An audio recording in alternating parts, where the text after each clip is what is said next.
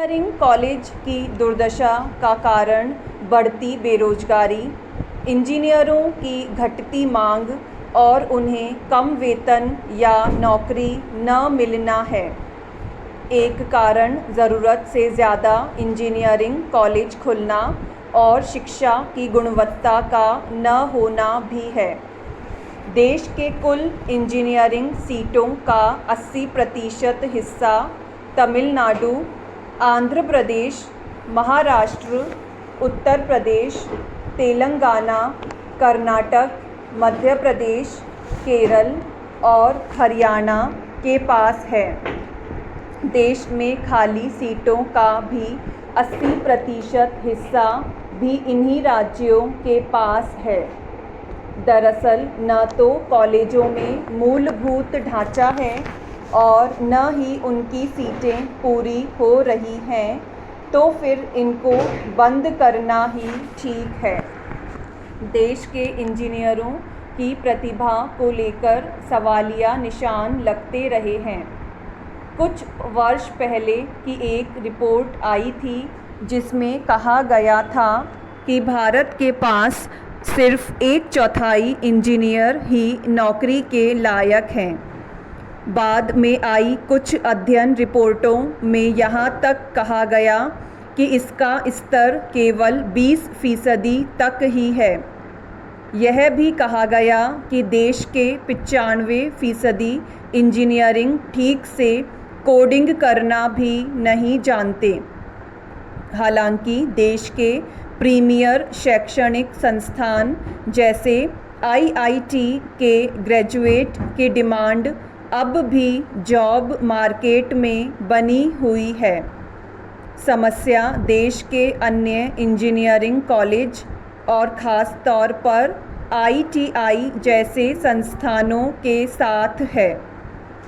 हर वर्ष इन संस्थानों से भी लाखों छात्र पढ़ाई पूरी करते हैं, जिनके लिए रोजगार का संकट गहरा रहा है।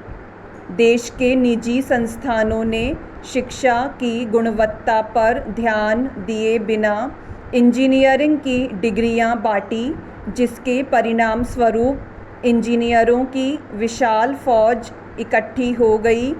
इनमें से ज़्यादा रोजगार के लायक नहीं।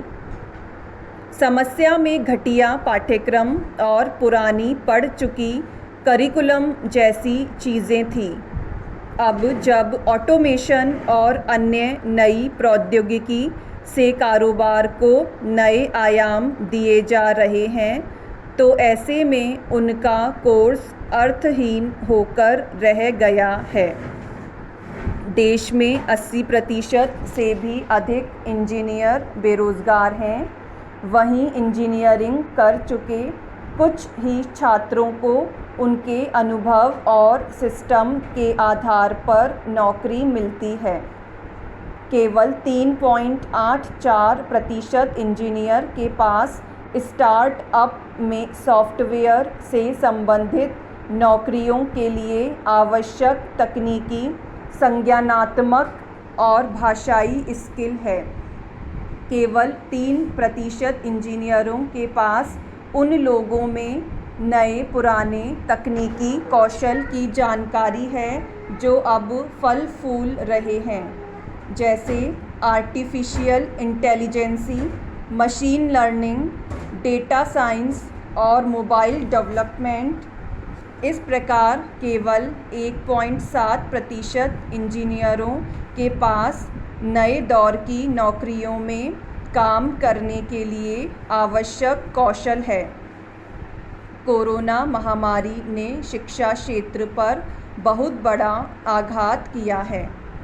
केंद्र सरकार और उच्च शिक्षा से जुड़े नियामकों को इस बात का ध्यान रखना होगा कि अब अगर नए इंजीनियरिंग संस्थान खोलने हैं तो शिक्षा की गुणवत्ता का पूरा ध्यान रखा जाए और पाठ्यक्रम भी वैश्विक स्तर के हों।